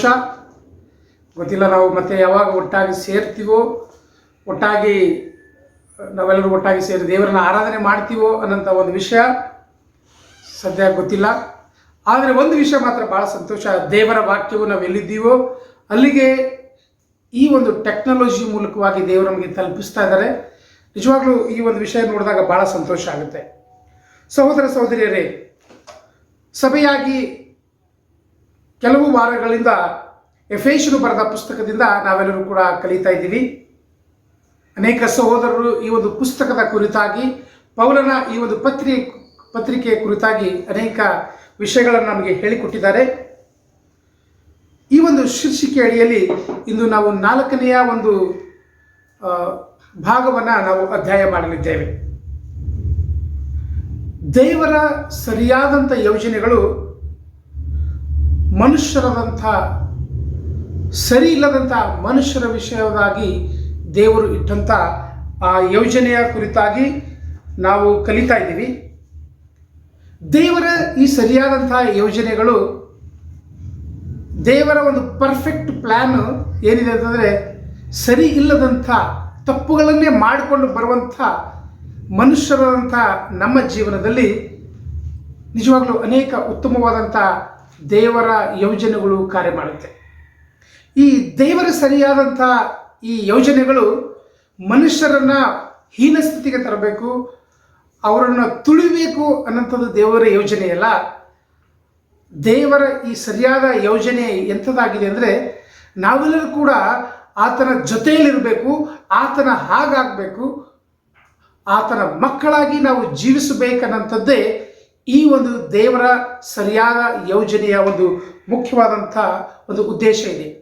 ಅನೇಕ ಸಮಯಗಳಲ್ಲಿ ದೇವರ ಯೋಜನೆಗಳನ್ನು ತಿಳಿದುಕೊಳ್ಳದೇ ಇರುವಂಥ ನಾವುಗಳು ಅನೇಕ ಸಮಯಗಳಲ್ಲಿ ದೇವರ ವಾಕ್ಯಕ್ಕೆ ವಿರುದ್ಧವಾಗಿ, ಅಯ್ಯೋ ದೇವರು ನನ್ನ ಮೇಲೆ ಏನೋ ಭಾರ ಹಾಕಿದ್ದಾರೆ ಅನ್ನೋ ರೀತಿಯಲ್ಲಿ ನಾವು ಜೀವಿಸ್ತೇವೆ. ಆದರೆ ದೇವರ ಯೋಜನೆಗಳಾದರೂ ನಮ್ಮನ್ನು ಉತ್ತಮವಾದಂಥ ಒಬ್ಬ ವ್ಯಕ್ತಿಯನ್ನಾಗಿ, ಸಮಾಜದಲ್ಲಿ ಒಂದು ಒಳ್ಳೆಯ ಮನುಷ್ಯನಾಗಿ ಬದುಕಲಿಕ್ಕಾಗುವಂತೆ, ಕುಟುಂಬದಲ್ಲಿ ಒಳ್ಳೆಯ ಒಂದು ತಂದೆಯಾಗಿ, ಯಜಮಾನನಾಗಿ, ಗಂಡನಾಗಿ, ಹೀಗೆ ಅನೇಕ ವಿಧದಲ್ಲಿ ದೇವರ ಯೋಜನೆಗಳು ನಮಗೆ ಸರಿಯಾದಂಥ ರೀತಿಯಲ್ಲಿ ನಮ್ಮನ್ನು ರೂಪಿಸುತ್ತೆ. ಸಹೋದರ ಸಹೋದರಿಯರೇ, ಈ ಎಲ್ಲ ವಿಷಯಗಳು ಕೂಡ ದೇವರು ನಮ್ಮ ಸಂತೋಷಕ್ಕೋಸ್ಕರವಾಗಿ, ನಮ್ಮ ಉತ್ತಮವಾದಂಥ ಬೆಳವಣಿಗೆಗೋಸ್ಕರವಾಗಿ ದೇವರು ಇದನ್ನೆಲ್ಲ ಕೂಡ ಮಾಡಿದ್ದಾರೆ. ಇಂದಿನ ಸಂದೇಶದ ಶೀರ್ಷಿಕೆ ಭಿನ್ನಾಭಿಪ್ರಾಯಗಳ ನಾಶನ ಮತ್ತು ಸಮಾಧಾನದಿಂದ ಒಗ್ಗೂಡುವಂಥದ್ದು. ನಮ್ಮ ಸಂದೇಶದ ಶೀರ್ಷಿಕೆ ಭಿನ್ನಾಭಿಪ್ರಾಯ ನಾಶ ಮಾಡುವುದರ ಮೂಲಕವಾಗಿ ನಾವು ಸಮಾಧಾನದಿಂದ ಒಟ್ಟುಗೂಡಲಿಕ್ಕೆ ಸಾಧ್ಯವಾಗುತ್ತೆ. ಬ್ರದರ್ಸ್ ಅಂಡ್ ಸಿಸ್ಟರ್ಸ್, ಆತನ ಕೃಪೆಯ ಮೂಲಕವಾಗಿ, ಆತನ ಆಶೀರ್ವಾದದ ಮೂಲಕವಾಗಿ, ಆತನ ಈ ಮಹತ್ತಾದ ಯೋಜನೆಯ ಮೂಲಕವಾಗಿ ಸತ್ತಂಥವರಾದಂಥ ನಾವುಗಳು ಪುನಃ ಜೀವಿಸಲಿಕ್ಕಾಗುವಂತೆ, ನಿರೀಕ್ಷೆ ಕಳ್ಕೊಂಡಂಥ ನಮಗೆ ಒಂದು ನಿರೀಕ್ಷೆ ಹುಟ್ಟಿಸುವಂಥ ರೀತಿಯಲ್ಲಿ ಆತನ ವಾಕ್ಯಗಳು ನಮಗೆ ಸಹಾಯ ಮಾಡಿದೆ. ನಾವು ಎಫೆಸ ಈ ಒಂದು ಪುಸ್ತಕದಲ್ಲಿ ನಾವು ನೋಡುವಾಗ ಪೌಲನು ನಾವು ನಡ್ಕೊಳ್ಳುವಂಥ ರೀತಿಯಲ್ಲಿ, ಮುಂದಿನ ವಿಷಯದಲ್ಲಿ ನಾವು ಯಾವ ರೀತಿಯಾಗಿ ದೇವರಲ್ಲಿ ಇರ್ತೀವಿ ಅನ್ನೋಂಥ ವಿಷಯದಲ್ಲಿ ಬಹಳ ಒತ್ತಿ ಹೇಳಿರುವಂಥ ಒಂದು ವಿಷಯವನ್ನು ನಾವು ನೋಡ್ತೇವೆ. ಈ ಒಂದು ಸಮಯದಲ್ಲಿ ನಾವು ದೇವರ ವಾಕ್ಯವನ್ನು ಓದಿಕೊಳ್ಳೋಣ. ಎಫೆಸದವರಿಗೆ ಬರೆದ ಪತ್ರಿಕೆ 2ನೇ ಅಧ್ಯಾಯ ವಚನ 11ರಿಂದ 16ನೇ ವಚನದವರೆಗೂ ನಾವು ಓದಿಕೊಳ್ಳೋಣ. ನೀವು ಜನ್ಮದಿಂದ ಅನ್ಯ ಜನರಾಗಿದ್ದೀರಿ. ಶರೀರದಲ್ಲಿ ಕೈಯಿಂದ ಸುನ್ನತಿ ಮಾಡಿಸಿಕೊಂಡು ಸುನ್ನತಿಯವರನ್ನೆನಿಸಿಕೊಳ್ಳುವವರು ನಿಮ್ಮನ್ನು ಸುನ್ನತಿ ಇಲ್ಲದವರೆಂದು ಹೇಳುತ್ತೀರಿ. ನೀವು ಪೂರ್ವ ಕಾಲದಲ್ಲಿ ಕ್ರಿಸ್ತನನ್ನು ಸೇರಿದವರಾಗಿದ್ದು ಇಸ್ರಾಯೇಲ್ ಹಕ್ಕಿನಲ್ಲಿ ಪಾಲಿಲ್ಲದವರು, ಅಬ್ರಹಾಮನಿಗೆ ಉಂಟಾದ ವಾಗ್ದಾನಕ್ಕೆ ಸಂಬಂಧವಾದ ಒಡಂಬಡಿಕೆಗಳಲ್ಲಿ ಸೇರಿದವರು, ಈ ಲೋಕದಲ್ಲಿ ಯಾವ ನಿರೀಕ್ಷೆ ಇಲ್ಲದವರು, ದೇವರನ್ನು ಅರಿಯದವರು ಆಗಿದ್ದರೆಂದು ಜ್ಞಾಪಕ ಮಾಡಿಕೊಳ್ಳಿರಿ. ಈಗಲಾದರೂ ಮೊದಲು ದೂರವಾಗಿದ್ದ ನೀವು ಕ್ರಿಸ್ತ ಯೇಸುವನ್ನು ಸೇರಿದವರಾಗಿದ್ದು ಆತನ ರಕ್ತದ ಮೂಲಕ ಸಮೀಪಸ್ಥರಾದಿರಿ. ನಿಮ್ಮನ್ನು ನಮ್ಮನ್ನು ಒಂದು ಮಾಡಿದವನಾದ ಆತನೇ ನಮಗೆ ಸಮಾಧಾನ ಕೃತ್ಯವಾಗಿದ್ದಾನೆ. ಆತನು ತನ್ನ ಶರೀರವನ್ನು ಸಮರ್ಪಿಸಿದ್ದರಲ್ಲಿ ವಿಧಿರೂಪಕವಾದ ಆಜ್ಞೆಗಳನ್ನು, ಧರ್ಮಶಾಸ್ತ್ರವನ್ನು ತೆಗೆದುಹಾಕಿ ಇದ್ದ ದ್ವೇಷವನ್ನು ಮುಗಿಸಿ ನಮ್ಮನ್ನು ಹಗಳಿಸದೆ ಅಡ್ಡಗೋಡೆಯನ್ನು ಕೆಡವಿ ಹಾಕಿದ್ದಾನೆ. ಆತನು ಸಮಾಧಾನ ಮಾಡುವವನಾಗಿ ಉಭಯರನ್ನು ತನ್ನಲ್ಲಿ ಒಬ್ಬ ನೂತನ ಪುರುಷನಾಗಿ ನಿರ್ಮಿಸಿದ್ದಾನೆ. ಇದ್ದ ದ್ವೇಷವನ್ನು ತನ್ನ ಶಿಲುಬೆಯ ಮೇಲೆ ಕೊಂದು ಆ ಶಿಲುಬೆಯ ಮೂಲಕ ಉಭಯರನ್ನು ಒಂದೇ ದೇಹದಂತಾಗಿ ಮಾಡಿ ದೇವರೊಂದಿಗೆ ಸಮಾಧಾನ ಪಡಿಸಿದ್ದಾನೆ. Amen. Amen. Brothers and sisters, ಈ ಒಂದು ವಾಕ್ಯದಲ್ಲಿ ನಾವು ನೋಡುವಾಗ ಪೌಲನು ಈ ರೀತಿಯಾಗಿ ಬರಿತಾ ಇದ್ದಾನೆ. ನೀವು ಜನ್ಮದಿಂದಲೂ ಅನ್ಯರಾಗಿದ್ದೀರಿ, ದೇವರನ್ನು ತಿಳಿದುಕೊಳ್ಳದೇ ಇರುವಂಥ ಒಂದು ಜನಾಂಗವಾಗಿದ್ದೀರಿ ಎಂಬುದಾಗಿ ಈ ರೀತಿಯಾಗಿ ಪ್ರಾರಂಭ ಮಾಡ್ತಾ ಇದ್ದಾರೆ. ದೇವರ ವಾಕ್ಯ ಆ ಒಂದು ಕಾಲದ ಒಂದು ಇತಿಹಾಸವನ್ನು ನೋಡಿದಾಗ ಯಹೂದ್ಯರು ಮತ್ತು ಅನ್ಯರು ಒಂದಾಗಲಿಕ್ಕಾಗುವಂತೆ ದೇವರ ವಾಕ್ಯವು ಅವರನ್ನು ಒಂದುಗೂಡಿಸಿದೆ. ಪೌಲನು ಅದನ್ನೇ ಹೇಳ್ತಾರೆ, ನಾವು ಯಾವ ನಿರೀಕ್ಷೆ ಇಲ್ಲದವರಾಗಿದ್ದೆವು, ನಾವು ದೇವರ ಸಂಪರ್ಕಕ್ಕೆ ಒಳಗಾಗದವರಾಗಿದ್ದೆವು, ದೇವರ ವೈರಿಗಳಾಗಿದ್ದೇವೆ, ಪಾಪ ಮಾಡಿ ಆತನ ಮಹಿಮೆಯನ್ನು ಹೊಂದದೆ ಹೋಗಿದ್ದೆವು. ಆದರೆ ಆತನ ಶಿಲುಬೆಯ ಮೂಲಕವಾಗಿ, ಕ್ರಿಸ್ತನ ಮೂಲಕವಾಗಿ ನಾವೆಲ್ಲರೂ ಕೂಡ ದೇವರ ಸ್ನೇಹಿತರಾಗಿದ್ದೇವೆ, ದೇವರ ಮಕ್ಕಳಾಗಿದ್ದೇವೆ. ವಚನ 12ರಲ್ಲಿ ಹೇಳ್ತದೆ, ನೀವು ಪೂರ್ವ ಕಾಲದಲ್ಲಿ ಕ್ರಿಸ್ತನನ್ನು ಸೇರಿದವರಾಗಿದ್ದು ಇಸ್ರಾಯೇಲರ ಹಕ್ಕಿನಲ್ಲಿ ಪಾಲಿಲ್ಲದವರು, ವಾಗ್ದಾನಕ್ಕೆ ಪಡದವರು ಆಗಿದ್ದೀರಿ. ಬ್ರದರ್ಸ್ ಅಂಡ್ ಸಿಸ್ಟರ್ಸ್, ಪೌಲನು ಈ ಒಂದು ವಿಷಯವನ್ನು ಹೀಗೆ ವಿವರಿಸ್ತಾ ಇದ್ದಾನೆ. ದೇವರ ಕೃಪೆಯ ಮೂಲಕವಾಗಿ ನಮ್ಮಲ್ಲಿ ಯಾವುದೇ ಥರವಾದಂಥ ಸಮಾಧಾನವಾಗಲಿ, ದೇವರೊಟ್ಟಿಗಿರುವಂಥ ಒಂದು ಒಳ್ಳೆಯ ಅನ್ಯೋನ್ಯತೆಯಾಗಲಿ ನಮ್ಮಲ್ಲಿ ಇರಲಿಲ್ಲ. ನಾವು ಭಿನ್ನಾಭಿಪ್ರಾಯಗಳ ಮೂಲಕವಾಗಿ ಪಾಪದ ದೆಸೆಯಿಂದ ನಾವೆಲ್ಲರೂ ಕೂಡ ನಾಶವಾಗಿ ಹೋಗಿದಂಥವರಾಗಿದ್ದೆವು. ಇದೆಲ್ಲವೂ ಅದಾದ ಮೇಲೆ ಯೇಸು ಕ್ರಿಸ್ತರ ಮೂಲಕವಾಗಿ ನಾವೆಲ್ಲರೂ ಕೂಡ ಆತನಲ್ಲಿ ಒಂದಾಗಿದ್ದೆವು. ಇದು ಹೇಗೆ ಸಾಧ್ಯವಾಯಿತು? ಇದೇನಾದರೂ ಒಂದು ಅಕಸ್ಮಾತ್ತಾಗಿ ಒಂದು ಮ್ಯಾಜಿಕ್ ಆಯಿತಾ? ಖಂಡಿತವಾಗಿಲ್ಲ. ಇದು ಯಾವುದೋ ಒಂದು ಅಕಸ್ಮಾತ್ ಆದಂಥ ಒಂದು ಘಟನೆ ಅಲ್ಲ. ಆದರೆ ಈ ವಾಕ್ಯದಲ್ಲಿ ನಾವು ನೋಡುವಾಗ ಪೌಲನು ಆ ವಿಷಯವನ್ನು ಬಹಳ ಆಳವಾಗಿ ಯೋಚನೆ ಮಾಡ್ತಾ ಇದ್ದಾನೆ. ನಾನು ಅನ್ಯನಂತಿದ್ದೇನು, ಸತ್ತಂಥವನಂತಿದ್ದೇನು, ನಿರೀಕ್ಷೆ ಇಲ್ಲದಂಥವನಾಗಿದ್ದೇನು. ಆದರೆ ಈ ಲೋಕದಲ್ಲಿ ಯಾವ ನಿರೀಕ್ಷೆ ಇಲ್ಲದಂಥ ಮನುಷ್ಯರಾಗಿ ನಾವು ಜೀವಿಸ್ತಾ ಇದ್ದೀವಿ. ಅನೇಕ ಸಮಯಗಳಲ್ಲಿ ಬ್ರದರ್ಸ್ ಅಂಡ್ ಸಿಸ್ಟರ್ಸ್, ನಮ್ಮ ಜೀವನಗಳಲ್ಲಿ ದೇವರನ್ನು ಅರಿಯದ ದಿನಗಳನ್ನು ನಾವು ನೆನೆಸಿಕೊಂಡಾಗ ನಮ್ಮ ಜೀವನಗಳು ಹೇಗಿತ್ತು? ನನ್ನ ಮೊದಲನೆಯ ಅಂಶ, ನಾವು ಪೂರ್ವದಲ್ಲಿ ಏನಾಗಿದ್ದೇವೋ ಅನ್ನೋಂಥದ್ದನ್ನು ನಾವು ನೆನೆಸ್ಕೊಳ್ಬೇಕು. ನಾವು ದೇವರನ್ನು ತಿಳಿಯೋಕ್ಕಿಂತ ಮುಂಚೆ ನಾವೇನಾಗಿದ್ದೇವೆ, ನಾವು ಎಲ್ಲಿಂದ ಬಂದಿದ್ದೀವಿ. ನನ್ನ ಮೊದಲನೇ ಅಂಶ, ನಾವು ಎಲ್ಲಿಂದ ಬಂದಿದ್ದೀವಿ ಅನ್ನೋಂಥದ್ದು ನೆನೆಸ್ಕೊಳ್ಬೇಕು. ಈ ಒಂದು ವಿಷಯವನ್ನು ನಾವು ನೆನೆಸ್ಕೊಳ್ಳುವಾಗ, ಈ ವಿಷಯವನ್ನು ನಾವು ಗಮನದಲ್ಲಿಟ್ಟುಕೊಳ್ಳುವಾಗ ನಮ್ಮಲ್ಲಿ ಬಹಳ ಕೃತಜ್ಞತೆ ಭಾವನೆ ಬರುತ್ತೆ. ನಾವು ಯಾವಾಗ ಈ ಒಂದು ವಿಷಯವನ್ನು ನೆನೆಸ್ಕೊಳ್ತೀವೋ, ನನ್ನ ಪೂರ್ವದ ದಿನ ಹೇಗಿತ್ತು, 5 ವರ್ಷದ ಮುಂಚೆ ಹೇಗಿತ್ತು, 10 ವರ್ಷದ ಮುಂಚೆ ಹೇಗಿತ್ತು, 15 ವರ್ಷದ ಮುಂಚೆ ಹೇಗಿತ್ತು, ನಾನು ಕ್ರಿಸ್ತನನ್ನು ತಿಳಿದುಕೊಳ್ಳೋದಕ್ಕಿಂತ ಮುಂಚೆ ನನ್ನ ಜೀವನ ಏನಾಗಿತ್ತು ಅಂಥೇಳಿ ನಾವು ಯೋಚನೆ ಮಾಡಿದಾಗ ಖಂಡಿತವಾಗಿ ನಮ್ಮಲ್ಲಿ ಕೃತಜ್ಞತೆ ಭಾವನೆ ಬರುತ್ತೆ. ಇಲ್ಲಿ ಪೌಲನು ಈ ಒಂದು ವಿಷಯವನ್ನು ಎಚ್ಚರಿಸ್ತಾ ಇದ್ದಾನೆ. ನಮ್ಮಲ್ಲಿ ಅನೇಕ ಥರವಾದಂಥ ಭಿನ್ನಾಭಿಪ್ರಾಯಗಳಿರ್ಬೋದು. ಸೈತಾನನ ಅನೇಕ ಥರವಾದಂಥ ಮನಸ್ಥಿತಿ ನಮ್ಮಲ್ಲಿ ಹಾಕ್ಬೋದು. ಅದು ಹಾಗಿರಬೇಕಾಗಿದ್ದು, ಹೀಗಿರಬೇಕಾಗಿದ್ದು, ಸರಿಯಾಗಿಲ್ಲ, ಅದು ಸರಿಯಾಗಿಲ್ಲ. ಅನೇಕ ಥರವಾದಂಥ ಭಿನ್ನಾಭಿಪ್ರಾಯಗಳಲ್ಲಿ ನಾವು ಜೀವಿಸ್ತಾ ಇರ್ಬೋದು. ಆದರೆ ಒಂದು ಮಾತ್ರ, ನಾವು ಕ್ರಿಸ್ತನಲ್ಲಿ ಸಮಾಧಾನವಾಗಿ ಇದ್ದೀವಲ್ಲ, ಆ ಶಿಲುಬೆಯೇ ನಮ್ಮ ಪಾಪಗಳನ್ನು ಕ್ಷಮಿಸಿದೆಯಲ್ಲ, ಆವಾಗಲೇ ನಾವು ದೇವರಲ್ಲಿ ಒಗ್ಗೂಡಲಿಕ್ಕೆ ಸಾಧ್ಯವಾಗಿದೆ. ಈ ಲೋಕದಲ್ಲಿ ನಾವು ಜೀವಿಸುವಾಗ ದೇವರನ್ನು ತಿಳಿದುಕೊಳ್ಳೋದಕ್ಕಿಂತ ಮುಂಚೆ ಲೋಕದಲ್ಲಿ ನಿರೀಕ್ಷೆ ಇಲ್ಲದವರು, ದೇವರನ್ನು ಅರಿಯದವರು, ಯಾವುದು ಕೂಡ ನಮ್ಮ ಪ್ರಯೋಜನಕ್ಕೆ ಬರದೇ ಇರುವಂಥ ಒಂದು ಜೀವನವನ್ನು ನಾವು ನಡೆಸ್ತಾ ಇದ್ದೀವಿ. ಆದರೆ ಅದೇ ಹೇಳ್ತಾರೆ, ನಾವು ಎಲ್ಲಿಂದ ಬಂದಿದ್ದೀವೋ ಅದನ್ನು ಜ್ಞಾಪಕ ಮಾಡಿಕೊಳ್ಳಿ. ಅನೇಕ ಸಮಯಗಳಲ್ಲಿ ಈ ಜ್ಞಾಪಕ ಅನ್ನುವಂಥ ಒಂದು ವಿಷಯ ಬಂದಾಗ 2 ವಿಧದಲ್ಲಿ ನಾವು ಯೋಚನೆ ಮಾಡ್ತೀವಿ. ಈ ಜ್ಞಾಪಕ ಮಾಡಿಕೊಳ್ಳುವುದು, ಒಂದು ಒಳ್ಳೆಯದನ್ನು ಜ್ಞಾಪಕ ಮಾಡಿಕೊಳ್ತೀವಿ, ಇನ್ನೊಂದು ಕೆಟ್ಟದನ್ನು ನಾವು ಜ್ಞಾಪಕ ಮಾಡಿಕೊಳ್ತೀವಿ. ಕೆಟ್ಟದನ್ನು ನೀವು ಜ್ಞಾಪಿಸಿಕೊಂಡಾಗ ಏನೆಲ್ಲ ಆಗುತ್ತೆ, ಮನಸ್ಸಿಗೆ ಬಹಳ ನೋವಾಗುತ್ತೆ ಅಲ್ವಾ? ನನಗೆ ಈ ಸಹೋದರರು ಯಾರೋ ಒಬ್ಬರ ಜೊತೆ ಜಗಳ ಆಡಿರೋದು, ಯಾರೋ ನಿಮಗೆ ಮನಸ್ಸು ನೋಯಿಸಿರ್ಬೋದು, ಯಾರಾದರೂ ನಿಮಗೆ ಮೋಸ ಮಾಡಿರ್ಬೋದು, ಅಥವಾ ನಿಮಗೆ ಅನ್ಯಾಯವಾಗಿ ನಿಮಗೆ ಕೆಲಸದಿಂದ ತೆಗೆದುಹಾಕಿರ್ಬೋದು, ಅಥವಾ ಕುಟುಂಬದಲ್ಲಿ ಬೇರೆ ಯಾವುದೋ ಮಾಡಿರುವಂಥ ತಪ್ಪುಗಳ ಕಾರಣವಾಗಿ ಅನೇಕ ಕಷ್ಟವನ್ನು ನೀವು ಅನುಭವಿಸಿರ್ಬೋದು. ಈ ಎಲ್ಲ ಕೆಟ್ಟದಾದಂಥ ಒಂದು ವಿಷಯಗಳನ್ನು ಜ್ಞಾಪಿಸಿಕೊಂಡಾಗ ನಮ್ಮ ಮನಸ್ಸು ಕುಗ್ಗಿ ಹೋಗುತ್ತೆ, ಹೌದಲ್ವಾ? ಅನೇಕ ಸಮಯಗಳಲ್ಲಿ ಇಂಥ ವಿಷಯಗಳು ನಮಗೆ ಬಹಳ ಹೀನಸ್ಥಿತಿ ಕರ್ಕೊಂಡು ಹೋಗುತ್ತೆ. ಅಯ್ಯೋ, ಇಂಥದ್ದೆಲ್ಲ ನನ್ನ ಜೀವನದಲ್ಲಿ ಆಗಿದೆ ಅಂತೇಳಿ ಬಹಳ ಕಹಿತನ ನಮ್ಮಲ್ಲಿ ಬರುತ್ತೆ, ಅನೇಕ ಸಿಟ್ಟು ನಮ್ಮಲ್ಲಿ ಬರುತ್ತೆ, ಅನೇಕ ದ್ವೇಷ ನಮ್ಮಲ್ಲಿ ಹುಟ್ಟುತ್ತೆ.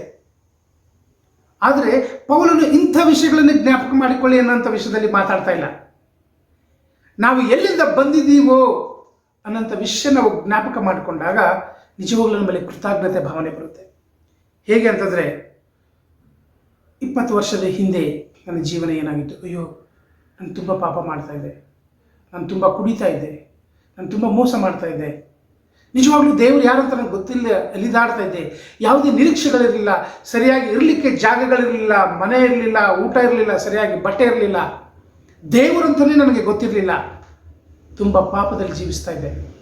ಬಟ್ ಇದನ್ನೆಲ್ಲ ನೆನೆಸ್ಕೊಂಡಾಗ, ಇವತ್ತಿನ ಪರಿಸ್ಥಿತಿ ನೆನೆಸ್ಕೊಂಡಾಗ ನನ್ನ ಜೀವನದಲ್ಲಿ ವಾಹ್ ಅನಿಸುತ್ತೆ ಅಲ್ವಾ? ನಿಮ್ಮ ವೈಯಕ್ತಿಕವಾದಂಥ ಜೀವನದಲ್ಲಿ ನೀವು ಹಳೆಯ ಜೀವನ ನೆನೆಸ್ಕೊಂಡಾಗ, ಇವತ್ತಿನ ಜೀವನ ನೆನೆಸ್ಕೊಂಡಾಗ ನಿಮ್ಗೆ ಭಾಳ ಸಂತೋಷ ಆಗುತ್ತಲ್ವ? ನಿಜವಾಗ್ಲೂ ದೇವರು ಎಷ್ಟೊಂದು ಸಹಾಯ ಮಾಡಿದ್ದಾರೆ, ದೇವರು ಎಷ್ಟೊಂದು ತನ್ನ ಕೃಪೆ ಮೂಲಕವಾಗಿ ನಮ್ಮನ್ನು ನಡೆಸಿದ್ದಾರೆ. ಈ ಒಂದು ವಿಷಯ ನಾವು ನೆನೆಸ್ಕೊಂಡಾಗ ನಮ್ಮಲ್ಲಿ ಕೃತಜ್ಞತೆ ಭಾವನೆ ಬರುತ್ತೆ. ಬ್ರದರ್ಸ್ ಅಂಡ್ ಸಿಸ್ಟರ್ಸ್, ಈ ಒಂದು ಕೃತಜ್ಞತೆ ಭಾವನೆ ಬಂದಾಗ, ಒಬ್ಬ ವ್ಯಕ್ತಿಗೆ ನಾವು ಕೃತಜ್ಞತರಾಗಿದ್ದಾಗ ಆ ವ್ಯಕ್ತಿ ಹೇಳುವಂಥ ಎಲ್ಲ ವಿಷಯಗಳನ್ನು ನಾವು ಪಾಲಿಸ್ತೀವಿ, ಬಹಳ ಗೌರವಿಸ್ತೀವಿ. ಅವ್ರು ಹೇಳುವಂಥ ಎಲ್ಲ ವಿಷಯಗಳನ್ನು ಬಹಳ ಶ್ರದ್ಧೆಯಿಂದ ಅದನ್ನು ನಾವು ಮಾಡ್ತೀವಿ. ಪೌಲನು ಈ ಒಂದು ವಿಷಯದಲ್ಲಿ ಹೇಳ್ತಾ ಇದ್ದಾನೆ, ನೀವು ಎಲ್ಲಿಂದ ಬಂದಿದ್ದೀರೋ ಆ ವಿಷಯವನ್ನು ನೀವು ನೆನೆಸ್ಕೊಳ್ಳಿ. ನಿಜವಾಗ್ಲೂ ಪಾಪಿಯಾದಂಥ ನಮ್ಮೆಲ್ಲರನ್ನ ಯೇಸು ಕ್ರಿಸ್ತರ ಶಿಲುಬೆಯ ಮೂಲಕವಾಗಿ ನಮ್ಮನ್ನು ನೂತನವಾಗಿ ಮಾಡಿದೆ. ನಿರೀಕ್ಷೆ ಇಲ್ಲದಂಥ ನಮ್ಮ ಜೀವನಗಳನ್ನು ನಿರೀಕ್ಷೆ ಹುಟ್ಟಿಸುವಂಥ ರೀತಿಯಲ್ಲಿ ಆತನ ಶಿಲುಬೆ ನಮಗೆ ಮಾಡಿದೆ.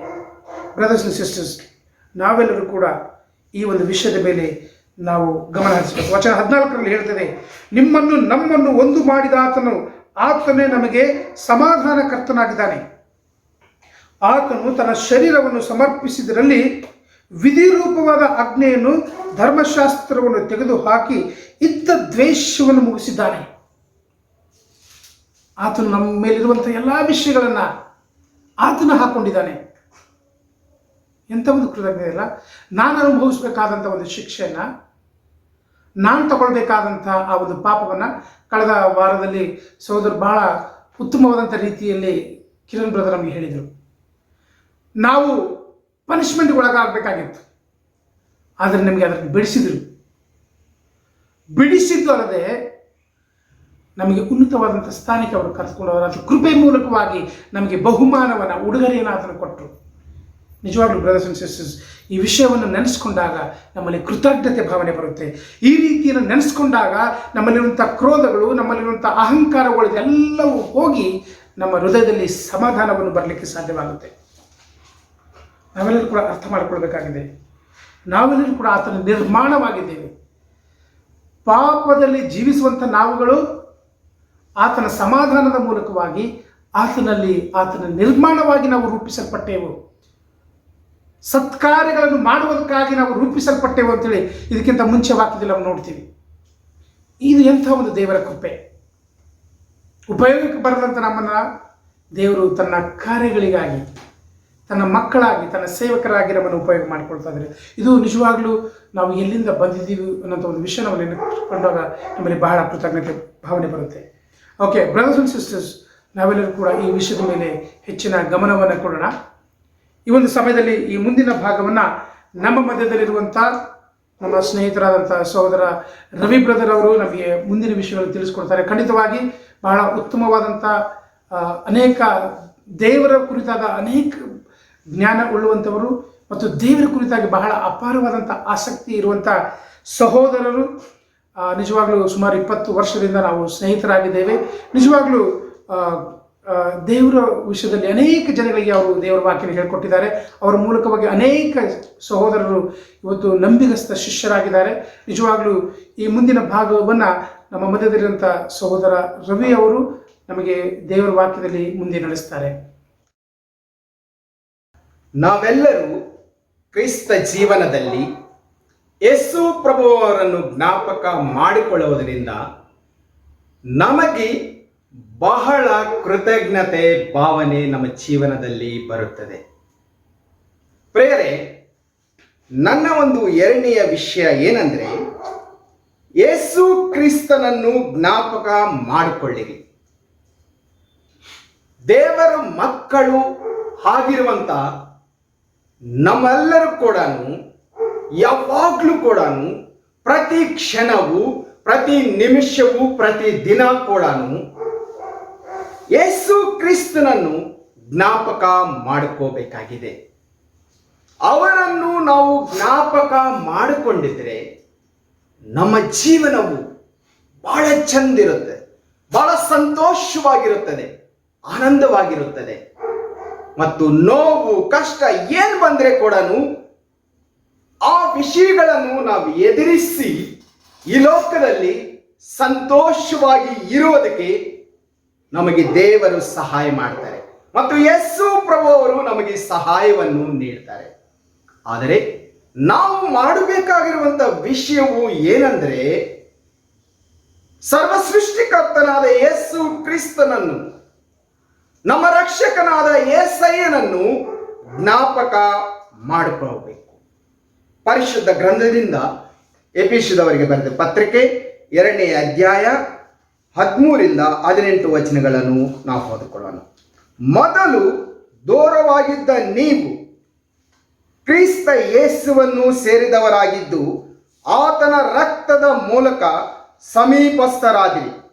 ನಿಮ್ಮನ್ನು ನಮ್ಮನ್ನು ಒಂದು ಮಾಡಿದವನಾದ ಆತನೇ ನಮಗೆ ಸಮಾಧಾನ ಕೃತ್ಯವಾಗಿದ್ದಾನೆ. ಆತನು ತನ್ನ ಶರೀರವನ್ನು ಸಮರ್ಪಿಸಿದ್ದರಲ್ಲಿ ವಿಧಿರೂಪವಾದ ಆಜ್ಞೆಗಳನ್ನು, ಧರ್ಮಶಾಸ್ತ್ರವನ್ನು ತೆಗೆದುಹಾಕಿ ಇದ್ದ ದ್ವೇಷವನ್ನು ಮುಗಿಸಿ ನಮ್ಮನ್ನು ಅಗಲಿಸದೆ ಅಡ್ಡಗೋಡೆಯನ್ನು ಕಡಿದು ಹಾಕಿದನು.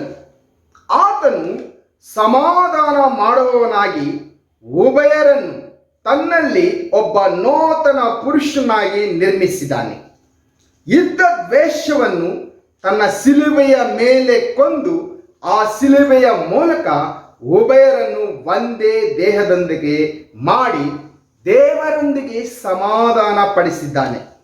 ಇದಲ್ಲದೆ ಆತನು ಒಂದು ದೂರವಾಗಿದ್ದ ನಿಮಗೂ ಸಮಾಧಾನವನ್ನು ಮತ್ತು ಸಮೀಪವಾಗಿದ್ದವರಿಗೂ ಸಮಾಧಾನವನ್ನು ಸಾರಿದನು. ಆತನ ಮೂಲಕ ನೀವು ಒಬ್ಬ ಆತ್ಮನನ್ನೇ ಹೊಂದಿದವರಾಗಿ ತಂದೆಯ ಬಳಿಗೆ ಪ್ರವೇಶಿಸುವುದಕ್ಕೆ ಮಾರ್ಗವಾಯಿತು. ಆಮೇಲೆ ಈ ಒಂದು ವಾಕ್ಯಗಳಲ್ಲಿ ಸ್ಪಷ್ಟವಾಗಿ ಪೌಲನು ಈ ಬೆಳಗ್ಗಿನ ವೇಳೆಯಲ್ಲಿ ನಮ್ಮೆಲ್ಲರಿಗೂ ಕೂಡ ಹೇಳ್ತಾ ಇದ್ದಾನೆ. ಏನಂದ್ರೆ, ನಾವು ಯೇಸು ಕ್ರಿಸ್ತನನ್ನು ಯಾಕೆ ಜ್ಞಾಪಕ ಮಾಡಿಕೋಬೇಕು ಅನ್ನುವಂಥ ವಿಷಯಗಳನ್ನು ಇಲ್ಲಿ ಹೇಳ್ತಾ ಇದ್ದಾನೆ. ಒಂದು, ಯೇಸು ಕ್ರಿಸ್ತನೇ ನಮ್ಮ ಸಮಾಧಾನ. ಈ ಲೋಕದಲ್ಲಿ ಪ್ರತಿ ಮನುಷ್ಯನಿಗೆ ಕೂಡ ಯೇಸು ಪ್ರಭು ಅವರೇ ಸಮಾಧಾನವಾಗಿದ್ದಾರೆ. ಯಾಕಂದ್ರೆ ಈ ಲೋಕದಲ್ಲಿ ಪ್ರತಿ ಮನುಷ್ಯನಲ್ಲಿ ಕೂಡ ಅಸಮಾಧಾನ ಇದೆ, ಕೋಪ ಇದೆ, ದ್ವೇಷ ಇದೆ, ಕಹಿತನ ಇದೆ, ಹೊಟ್ಟೆ ಕಿಚ್ಚು ಇದೆ. ಇವೆಲ್ಲವನ್ನು ಕೂಡ ಯೇಸಯ್ಯ ತೆಗೆದು ಹಾಕಿ ನಮ್ಮೆಲ್ಲರಿಗೂ ಕೂಡ ಸಮಾಧಾನ ಕೊಡುವವರಾಗಿದ್ದಾರೆ. ಅದಕ್ಕೆ ಯೆಶಾಯನ ಪುಸ್ತಕದಲ್ಲಿ ಬರೆಯಲ್ಪಟ್ಟಿದೆ, ಯೇಸು ಪ್ರಭು ಅವರ ವಿಷಯದಲ್ಲಿ ಅವರು ಸಮಾಧಾನಕರ್ತನು ಅಂತ ಹೇಳ್ತಾ ಇದೆ. ಅವರ ಹೆಸರು ಏನಂದ್ರೆ ಸಮಾಧಾನಕರ್ತನು. ಈ ಸಮಾಧಾನ ಬರೋದಕ್ಕೋಸ್ಕರ ಆತನ ನಮಗೆ ಹೇಗೆ ಅಸಮಾಧಾನ ಸಿಕ್ಕಿದೆ ಅಂದ್ರೆ ಯೇಸು ಕ್ರಿಸ್ತನ ರಕ್ತದಿಂದ. ಯೇಸು ಪ್ರಭು ಅವರು ತನ್ನ ರಕ್ತವನ್ನು ಸುರಿಸಿದ್ರಿಂದ ಈ ಲೋಕದಲ್ಲಿರುವಂತಹ ಪ್ರತಿ ಮನುಷ್ಯನಿಗೂ ಕೂಡ ಸಮಾಧಾನ ಸಿಕ್ಕಿದೆ. ಪ್ರೀತಿಯ ಸಹೋದರ ಸಹೋದರಿಯರೇ, ನಾವೆಲ್ಲರೂ ಕೂಡ ಈ ಲೋಕದಲ್ಲಿ ಜೀವನ ಮಾಡುವಾಗ ಬಹಳ ಕೆಟ್ಟವರಾಗಿದ್ದೀವಿ, ಬಹಳ ಅಸಮಾಧಾನದಿಂದ ಜೀವನ ಮಾಡ್ತಾ ಇದೀವಿ, ಒಂದು ನಿರೀಕ್ಷೆ ಇಲ್ಲದೆ ಜೀವನ ಮಾಡ್ತಾ ಇದೀವಿ, ಒಂದು ಕೃತಜ್ಞತೆ ಇಲ್ಲದೆ ಜೀವನ ಮಾಡ್ತಾ ಇದೀವಿ, ದೇವರಿಗೆ ವಿರೋಧವಾಗಿ ನಡ್ಕೊಳ್ತಾ ಇದೀವಿ. ಆದರೆ ಇವೆಲ್ಲವನ್ನು ಕೂಡ ಯೇಸಯ್ಯ ತನ್ನ ರಕ್ತದಿಂದ ನಮಗೆ ಸಮಾಧಾನವನ್ನು ಕೊಟ್ಟಿದ್ದಾರೆ. ಯೇಸಯ್ಯ ದೇವರಿಗೆ ಸಮಾನರಾಗಿ ಪರಲೋಕ ರಾಜ್ಯದಲ್ಲಿ ಅವರಿಗೆ ದೇವದೂತರು ಕೊಂಡಾಡುತ್ತಾ ಇದ್ದಾರೆ, ಆರಾಧನೆ ಮಾಡ್ತಾ ಇದ್ದಾರೆ. ಆದರೆ ಅಂತ ಸ್ಥಳವನ್ನು ಬಿಟ್ಟು, ಅಂತ ಉನ್ನತವಾದ ಪದವಿಯನ್ನು ಬಿಟ್ಟು ಮನುಷ್ಯನಾಗಿ ಈ ಲೋಕಕ್ಕೆ ಬಂದು ತನ್ನ ರಕ್ತದಿಂದ ನಮಗೆ ಸಮಾಧಾನವನ್ನು ಕೊಟ್ಟಿದ್ದಾನೆ. ಮತ್ತೆ ಹೇಗೆ ನಮಗೆ ಸಮಾಧಾನ ಸಿಕ್ಕಿದೆ ಅಂದ್ರೆ, ಯೇಸು ಕ್ರಿಸ್ತನು ತನ್ನ ಶರೀರದಲ್ಲಿ ಧರ್ಮಶಾಸ್ತ್ರವನ್ನು ತೆಗೆದುಹಾಕಿ ನೆರವೇರಿಸಿದ್ದಾನೆ. ಯೇಸು ಕ್ರಿಸ್ತನು ತನ್ನ ಶರೀರದಲ್ಲಿ ಧರ್ಮಶಾಸ್ತ್ರವನ್ನು ತೆಗೆದು ಹಾಕಿದ ಅಂದ್ರೆ ನೆರವೇರಿಸಿದ್ದಾನೆ, ಅದನ್ನು ಪೂರ್ತಿ ಮಾಡಿದ್ದಾನೆ. ಪ್ರಿಯರೇ, ಧರ್ಮಶಾಸ್ತ್ರವನ್ನು ನಾವು ನೋಡುವಾಗ ಯಾವ ತಪ್ಪನ್ನು ಮಾಡಿದ್ರೇನೋ ಅವನಿಗೆ ಶಿಕ್ಷೆ ಹಾಕಬೇಕು. ಮತ್ತು ಧರ್ಮಶಾಸ್ತ್ರವು ಇಸ್ರಾಯೇಲ್ ಜನರಿಗೆ ಮಾತ್ರವೇ ಕೊಡಲ್ಪಟ್ಟಿತ್ತು. ದೇವರು ಅವರನ್ನು ಮಾತ್ರವೇ ಪ್ರೀತಿ ಮಾಡ್ತಾ ಇದ್ರು. ನಾವೆಲ್ಲರೂ ಕೂಡ ಅನ್ಯ ಜನರಾಗಿದ್ವಿ. ಆಗ್ಲೇ ಸಾಮೇಲ್ ಬ್ರದರ್ ಹೇಳಿದ ಹಾಗೆ ನಾವೆಲ್ಲರೂ ಕೂಡ ಈ ಲೋಕದಲ್ಲಿ ಅನ್ಯ ಜನರು, ಅಂದ್ರೆ ದೇವರನ್ನು ಗೊತ್ತಿಲ್ಲದೆ ಇರುವಂತಹ ಮನುಷ್ಯರಾಗಿ ನಾವು ಜೀವನ ಮಾಡ್ತಾ ಇದ್ದೀವಿ. ಧರ್ಮಶಾಸ್ತ್ರವು ಯಾವ ಮನುಷ್ಯನಾದ್ರೇನು ದೇವರನ್ನು ಆರಾಧನೆ ಮಾಡಿಲ್ಲ ಅಂದ್ರೆ ಅವನಿಗೆ ಮರಣ ಶಿಕ್ಷೆ ಹಾಕಬೇಕಿತ್ತು. ಕುಷ್ಠರೋಗ ಇದ್ರೆ ಅವನಿಗೆ ಹೊರಗಡೆ ಊರಿಂದ ಆಚೆ ಹಾಕ್ತಾ ಇದ್ರು. ಯಾರಾದ್ರೇನು ಏನನ್ನ ಬೈದ್ರೆ ಅವರಿಗೆ ಒಡೀರಿ ಅಂತ ಹೇಳ್ತಾ ಇತ್ತು, ಯುದ್ಧಗಳನ್ನು ಮಾಡಿರಿ ಅಂತ ಇತ್ತು. ಮತ್ತು ಏನಾದರೂ ತಪ್ಪು ಮಾಡಿದ್ರೆ ಹಳೆ ಒಡಂಬಡಿಕೆಯಲ್ಲಿ ನಾವು ನೋಡುವಾಗ ಪ್ರತಿ ಮನುಷ್ಯನು ಕೂಡ ಒಂದು ಕುರಿ ತಂದು ದೇವರಿಗೆ ಯಜ್ಞಗಳನ್ನು ಕೊಡಬೇಕಿತ್ತು. ಒಂದು ಸುಳ್ಳು ಹೇಳಲಿ, ಒಂದು ಮೋಸ ಮಾಡಿ ಪ್ರತಿ ಒಂದಕ್ಕೂ ಕೂಡ ಶಿಕ್ಷೆ ಹಾಕ್ತಾ ಇತ್ತು. ಆ ರೀತಿ ಯೋಚನೆ ಮಾಡಿದ್ರೆ ಇವತ್ತು ಯಾರು ಕೂಡ ಉಳಿಯೋದಕ್ಕೆ ಸಾಧ್ಯತೆ. ಯಾಕಂದ್ರೆ ನಮ್ಮ ಹತ್ರ ಇರುವಂತಹ ಹಣವನ್ನೆಲ್ಲ ಕೂಡ ಕೊಟ್ಟಿದ್ರೆ ಕೂಡ ನಮಗೆ ಸಮಾಧಾನ ಸಿಗಲ್ಲ ಮತ್ತು ನಮಗೆ ಪಾಪ ಕ್ಷಮಾಪನ ಬರೋದಕ್ಕೆ ಸಾಧ್ಯತೆ ಇಲ್ಲ. ಆದ್ರೆ ಯೇಸಯ್ಯ ತನ್ನ ಶರೀರದಲ್ಲಿ ಧರ್ಮಶಾಸ್ತ್ರವನ್ನು ಎಲ್ಲವನ್ನು ಕೂಡ ತನ್ನ ಮೇಲೆ ಹಾಕಿಕೊಂಡು, ತನ್ನ ಶರೀರದಲ್ಲಿ ಹಾಕಿಕೊಂಡು ಶಿಕ್ಷೆಯನ್ನು ಅನುಭವಿಸಿದ್ದಾನೆ. ಪ್ರಿಯರೇ, ಅದರಿಂದ ನಾವೆಲ್ಲರೂ ಕೂಡ ಯೇಸು ಪ್ರಭು ಅವರನ್ನು ಜ್ಞಾಪಕ ಮಾಡಿಕೋಬೇಕು. ಈ ಲೋಕದಲ್ಲಿ ನಮ್ಮ ದುಡ್ಡು, ನಮ್ಮ ಐಶ್ವರ್ಯ ಮತ್ತು ನಮ್ಮ ಅಂದಚಂದಗಳು, ನಮ್ಮ ಜ್ಞಾನ, ನಮಗೆ ಮಾಡಿರುವಂತಹ ಮನುಷ್ಯರು, ನಮಗೆ ಒಳ್ಳೇದು ಮಾಡಿರುವಂತಹ ಮನುಷ್ಯರನ್ನು ಜ್ಞಾಪಕ ಮಾಡಿಕೊಳ್ಳೋದಕ್ಕನ್ನ ಅವೆಲ್ಲ ಕೂಡ ತಾತ್ಕಾಲಿಕವಾಗಿದೆ. ಈ ಲೋಕಕ್ಕೆ ಸಂಬಂಧಪಟ್ಟಿರೋದು ಮಾತ್ರ, ಈ ಲೋಕದಲ್ಲಿ ಜೀವನ ಇರುವವರೆಗೂ ಮಾತ್ರವೇ ಅದನ್ನು ಜ್ಞಾಪಕ ಮಾಡಿಕೊಳ್ಳೋ ಸಾಧ್ಯತೆ ಇದೆ. ಅದು ಯಾವತ್ತು ನಾವು ಸಾಯ್ತೀವೋ ಅವತ್ತು ಅವು ಯಾವುದು ಕೂಡ ಇರೋದಿಲ್ಲ. ಆದರೆ ನಾವು ಯೇಸು ಪ್ರಭು ಅವರನ್ನು ಯಾವಾಗಲೂ ಜ್ಞಾಪಕ ಮಾಡಿಕೊಳ್ತೀವೋ ನಾವು ಸತ್ತ ನಂತರ ಕೂಡ ನಮಗೊಂದು ಜೀವನ ಇದೆ. ಆ ಜೀವನದಲ್ಲಿ ನಾವು ಸಂತೋಷವಾಗಿ ಪರಲೋಕ ರಾಜ್ಯದಲ್ಲಿ ಪಾಲುಗಾರರಾಗೋದಕ್ಕೆ ಸಹಾಯವಾಗುತ್ತದೆ. ಬ್ರದರ್ಸ್ ಅಂಡ್ ಸಿಸ್ಟರ್ಸ್, ಈ ಬೆಳಗ್ಗಿನ ವೇಳೆಯಲ್ಲಿ ನಾವು ಯೇಸು ಕ್ರಿಸ್ತನು ತನ್ನ ಶರೀರದಲ್ಲಿ ಧರ್ಮಶಾಸ್ತ್ರವನ್ನು ತೆಗೆದು ಹಾಕಿ ನೆರವೇರಿಸಿರೋದ್ರಿಂದ ಇವತ್ತು ನಮ್ಮೆಲ್ಲರಿಗೆ ಕೂಡ ಸಮಾಧಾನ ಸಿಕ್ಕಿದೆ. ಅದರಿಂದ ಯೇಸು ಪ್ರಭು ಅವರನ್ನು ಜ್ಞಾಪಕ ಮಾಡಿಕೋಬೇಕಾಗಿದೆ. ಮತ್ತು ಕ್ರಿಸ್ತು ಶಿಲುಬೆಯಿಂದ ನಮಗೆ ಸಮಾಧಾನ ಸಿಕ್ಕಿದೆ. ಶಿಲುಬೆ ಅನ್ನುವಂಥ ವಿಷಯವು ಅಷ್ಟು ಸಾಧಾರಣವಾದ ವಿಷಯ ಅಲ್ಲ. ಪರಿಶುದ್ಧ ಗ್ರಂಥದಲ್ಲಿ ಲೂಕನ ಸುವಾರ್ತೆಯಲ್ಲಿ ನಾವು ನೋಡ್ತಾ ಇರ್ತೀವಿ ಶಿಲುಬೆ ಅಂದ್ರೆ ಅರ್ಥ ಏನು ಅಂತ. ಪ್ರತಿ ದಿನ ಕೂಡ ಆತನನ್ನು ಹಿಂಬಾಲಿಸಬೇಕು, ಪ್ರತಿ ದಿನ ಕೂಡ ದೇವರ ವಿಷಯಗಳನ್ನು ನೆರವೇರಿಸಬೇಕು. ಕಷ್ಟಗಳು, ತೊಂದರೆಗಳು ಏನನ್ನ ಇರಲಿ, ಪ್ರತಿ ಕ್ಷಣ ಕೂಡ ಶಿಲುಬೆ ಎತ್ತುಕೊಂಡು ಹೋಗ್ಬೇಕು. ಆ ಶಿಲುಬೆ ಅಂದ್ರೆ ಯೇಸು ಪ್ರಭು ಅವರು ನಾವು ಮಾಡಿರುವಂತ ಎಲ್ಲವನ್ನು ಕೂಡ, ಅಪರಾಧಗಳು, ಪಾಪಗಳು ಎಲ್ಲವನ್ನು ಕೂಡ ತನ್ನ ಮೇಲೆ ಹಾಕಿಕೊಂಡು ಆ ಶಿಲುಬೆಯಲ್ಲಿ ಅವರು ಸತ್ತರು. ತನ್ನ ಶರೀರವನ್ನು ಜರ್ಜರಿಪಡಿಸಿಕೊಂಡಿದ್ರು. ಅವರ ವಿಷಯದಲ್ಲಿ ಪರಿಶುದ್ಧ ಗ್ರಂಥದಲ್ಲಿ ಬರೆಯಲ್ಪಟ್ಟಿದೆ. ಬಹಳ ಸುಂದರವಾಗಿದ್ರು ಅವರು. ಸೊಲೊಮೋನ್ ಮಹಾರಾಜ್ ಬರೀತಾನೆ ಸಾಂಗ್ ಆಫ್ ಸಾಂಗ್ ಅಲ್ಲಿ ಅವರು ಎಷ್ಟು ಅಮೂಲ್ಯವಾಗಿದ್ದಾರೆ ಅಂತ ಹೇಳುತ್ತೆ. ಆದರೆ ಮತ್ತು ಯೆಶಾಯನ ಪುಸ್ತಕದಲ್ಲಿ ಕೂಡ ಯೇಸು ಪ್ರಭು ವಿಷಯದಲ್ಲಿ ಬರೆಯಲ್ಪಟ್ಟಿದೆ 53ನೇ ಅಧ್ಯಾಯದಲ್ಲಿ ಅವರು ಎಷ್ಟು ತಂದೆ ಬಳಿನ ಇದ್ರು ಅಂತ. ಆದರೆ ಯೇಸು ಪ್ರಭು ಅವರು ಶಿಲುಬೆಯಲ್ಲಿ ಯಾರು ಕೂಡ ನೋಡುವುದಕ್ಕೆ ಆಗದೇ ಇರುವಂತ ಸ್ಥಿತಿಯಲ್ಲಿ ಅವರಿದ್ದರು. ಆ ಶಿಲುಬೆಯಿಂದಲೇ ಇವತ್ತು ನಮ್ಮೆಲ್ಲರಿಗೆ ಕೂಡ ಸಮಾಧಾನವೂ ಸಿಕ್ಕಿದೆ. ಪ್ರೀತಿಯ ಸಹೋದರ ಸಹೋದರಿಯರೇ, ಈಗ ನಾವು ಯೇಸು ಕ್ರಿಸ್ತನೇ ಮೂಲೆಗಲ್ಲು ಆಗಿದ್ದಾನೆ, ನಿನ್ನ ಪಾತ್ರವನ್ನು ನೆನೆಸಿಕೊಳ್ಳಿರಿ. ನನ್ನ ಮೂರನೇ ವಿಷಯ, ಒಂದು ಕಟ್ಟಡವಿದೆ, ಆ ಕಟ್ಟಡಕ್ಕೆ ಯೇಸು ಪ್ರಭು ಅವರೇ ಮೂಲೆಗಲ್ಲು ಆಗಿದ್ದಾರೆ. ಆ ಕಟ್ಟಡೆಯಲ್ಲಿ ನಮ್ಮ ಪಾತ್ರ ಏನು ಅಂತ ನೆನೆಸ್ಕೋಬೇಕಾಗಿದೆ. ಅದರಲ್ಲಿ ಆ ಕಟ್ಟಡದಲ್ಲಿ ಎರಡು ವಿಷಯಗಳನ್ನು ನಾನು ಹೇಳೋದಕ್ಕೆ ಇಷ್ಟಪಡ್ತೀನಿ ಬೆಳಕಿನ ವೇಳೆಯಲ್ಲಿ. ಒಂದೇನಂದ್ರೆ, ಪರಿಶುದ್ಧ ದೇವಾಲಯವು ವೃದ್ಧಿ ಆಗ್ತಾ ಇದೆ. ಯೇಸು ಪ್ರಭು ಅವರು ಯಾವತ್ತೂ ತನ್ನ ಸಿಲುಬೆಯಲ್ಲಿ ತನ್ನ ಪ್ರಾಣವನ್ನು ಕೊಟ್ಟು ಸತ್ತು ಎದ್ದಿದಾರೋ ಆದ ನಂತರ ಒಂದು ಪರಿಶುದ್ಧವಾದ ದೇವಾಲಯವು ಕಟ್ಟಲ್ಪಡ್ತಾ ಇದೆ. ಇವತ್ತು ಆ ಪರಿಶುದ್ಧವಾದ ದೇವಾಲಯದಲ್ಲಿ ಪ್ರವಾದಿಗಳಿದ್ದಾರೆ,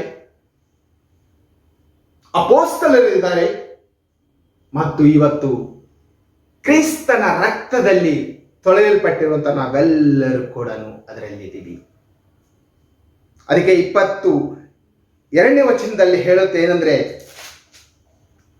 ಆತನಲ್ಲಿ ನೀವು ಸಹ ಪವಿತ್ರಾತ್ಮನ ಮೂಲಕವಾಗಿ ದೇವರಿಗೆ ನಿವಾಸ ಸ್ಥಾನವಾಗುವುದಕ್ಕಾಗಿ ನಮ್ಮ ಸಂಗಡ ಕಟ್ಟಲ್ಪಡುತ್ತಾ ಇದ್ದೀರಿ ಅಂತ.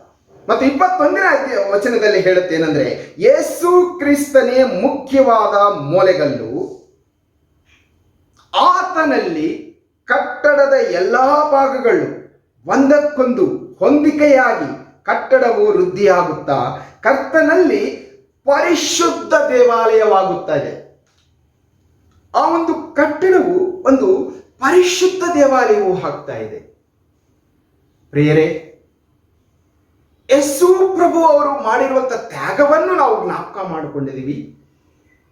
ಅವರು ಮಾಡಿರುವಂತ ಆ ಒಂದು ಕೃಪೆ, ಅವರ ಪ್ರೀತಿಯಿಂದ ಆತನ ಶಿಷ್ಯರು, ಆತನ ಮಕ್ಕಳು ಆಗಿರುವಂತ ನಮ್ಮ ಜೀವನದಲ್ಲಿ ನಾವು ಇವತ್ತು ದೇವರಿಗೆ ಒಂದು ದೇವಾಲಯವು ಹಾಕ್ತಾ ಇದ್ದೀವಿ. ಆ ದೇವಾಲಯವು ಆಗಬೇಕು ಅಂದ್ರೆ ನಾವು ಬಹಳ ಕೃತಜ್ಞತರಾಗಿರಬೇಕು. ಕೃತಜ್ಞತೆ ಅಂದ್ರೆ ಏನಂದ್ರೆ, ನಮ್ಮ ಐಶ್ವರ್ಯವನ್ನು ದೇವರ ಹತ್ರ ಕೊಟ್ಟರೇನು, ಇಲ್ಲ ನಮ್ಮ ಜ್ಞಾನವನ್ನು ಆತನ ಹತ್ರ ಕೊಟ್ಟಿರೇನು, ಅದು ಸಮಾನ ಆಗುವುದಿಲ್ಲ. ನಾವೇನ್ ಮಾಡಬೇಕಂದ್ರೆ, ನಮ್ಮ ಒಂದು ಜೀವನವನ್ನು ದೇವರಿಗೆ ಇಷ್ಟಾನುಸಾರವಾಗಿ ನಾವು ಮಾಡಬೇಕಂತಾನೆ ದೇವರು ಎದುರು ನೋಡ್ತಾ ಇದ್ದಾರೆ. ಅದಕ್ಕೆ 1ನೇ ಕೊರಿಂಥಿಯರ 3ನೇ ಅಧ್ಯಾಯ 14ನೇ ವಚನದಲ್ಲಿ ಹೇಳುತ್ತೆ, ನಾವು ದೇವರ ಆಲಯವಾಗಿದ್ದೀವಿ. ಆದ್ದರಿಂದ ನಾವು ದೇವರ ಆಲಯದಲ್ಲಿ ಇರಬೇಕಂದ್ರೆ ನಮ್ಮ ಜೀವನವನ್ನು ದೇವರಿಗೆ ಇಷ್ಟಾನುಸಾರವಾಗಿ ನಡೆಸೋದಕ್ಕೆ ನಾವು ಪ್ರಯತ್ನವನ್ನು ಪಡಬೇಕಾಗಿದೆ. ಬ್ರದರ್ಸ್ ಅಂಡ್ ಸಿಸ್ಟರ್ಸ್, ನಾವೆಲ್ಲರೂ ಕೂಡ ಒಂದು ಒಳ್ಳೆ ತೀರ್ಮಾನವನ್ನು ಮಾಡೋಣ. ಏನಂದರೆ, ಪರಿಶುದ್ಧ ದೇವಾಲಯವು ಆಗೋದಕ್ಕೋಸ್ಕರ ನಾವು ಇದ್ದೀವಿ.